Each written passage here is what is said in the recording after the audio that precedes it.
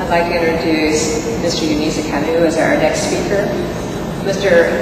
Kanu is very well known here in the Atlanta Sierra Leone community. He is the president of the Georgia chapter for the All People's Congress.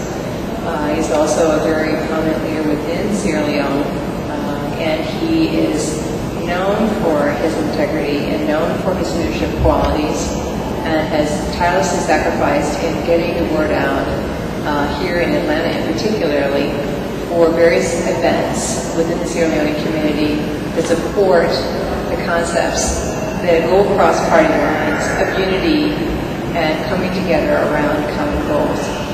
Mr. Kanu.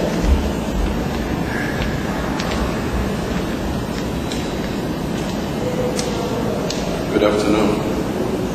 Distinguished guests, Director for the Coalition and Free and Fair Election in Sierra Leone, ladies and gentlemen, my name is Unisa Kanu, and I'm the President of the Georgia Chapter All People's Congress.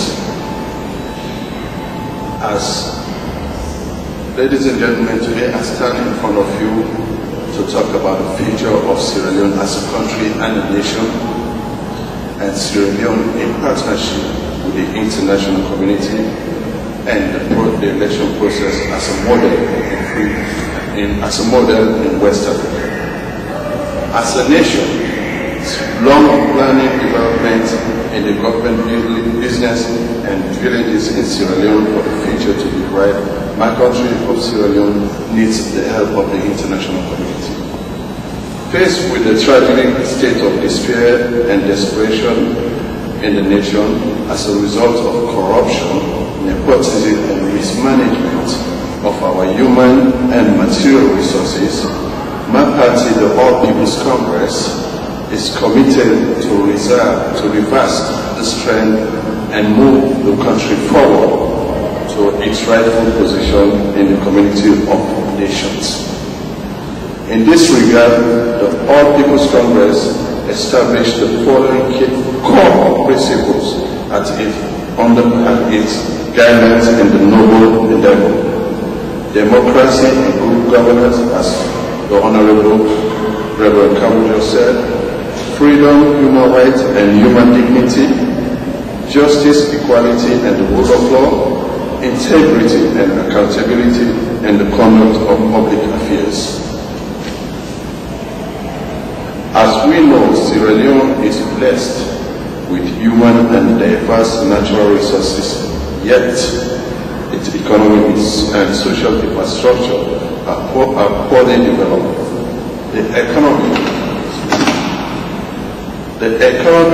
under the present government is bankrupt and propped up by the risk of institutional donors funds which are grossly misused.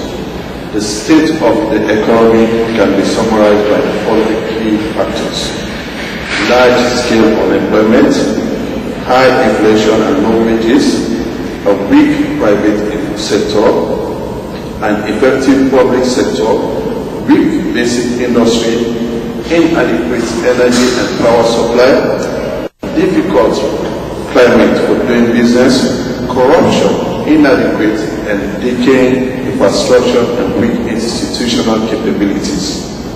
As government, we will be reviving the economy and improving the standard of living in Sierra Leone with our agenda of change and the Millennium Development Goal. Creating a conducive atmosphere for doing business and embarking on public policy that will enable the resumption of growth in the trading, manufacturing, mining, marine and agricultural sector. Pursuing policies that will promote private sector development and encouraging direct foreign investment. My party will initiate policies that will help boost our export capacity in order to reduce our balance of payments, in order to reduce the balance of payment of deficit, maintain a strong currency, because we all know our currency is one of the worst in Africa. Sierra Leone, in partnership with the international community, my country needs help of the human and civil rights, international investors to help achieve our economic and human rights goals. Throughout Sierra Leone, the scars of the war are a grim reminder of the atrocity committed on our people for more than a decade. The suffering of women of minimal participation in national politics, discriminating practices in education as a result of cultural barriers, limited access to employment opportunities, and limited credit facilities as well the last 3 years and has done more than work. Has been in various different events, not only here in Atlanta, but in Washington, D.C., has held many conversations with those in Freetown in various different leadership positions, has looked at possible partnerships between the city of Atlanta and the city of Freetown. I would like to announce also that Mr. Bartell is running for City Council in the upcoming elections in 2008 in a post-at-large position. I want to welcome Mr. Bartell.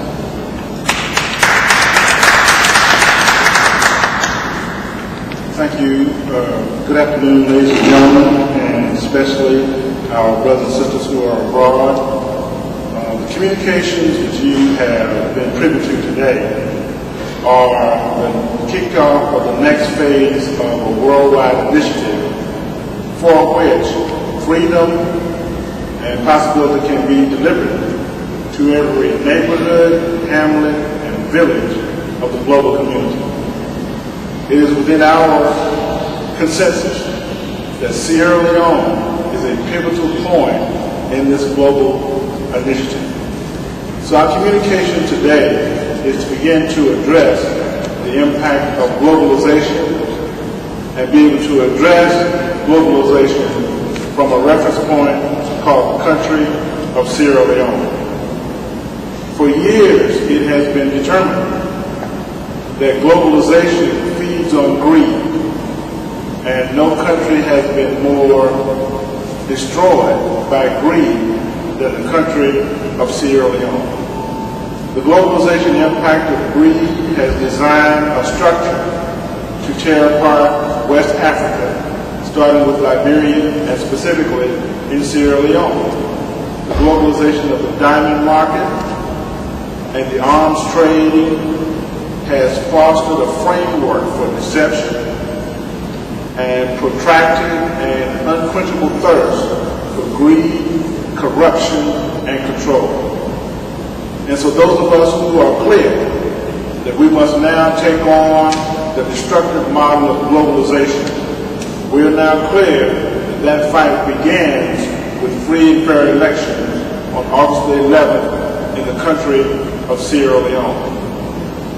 This communication is designed to calm the accountability of the international community. The country of Great Britain and the United Kingdom, the nations of the Middle East, China, Australia, the Western Hemisphere of Canada, Mexico, and the United States,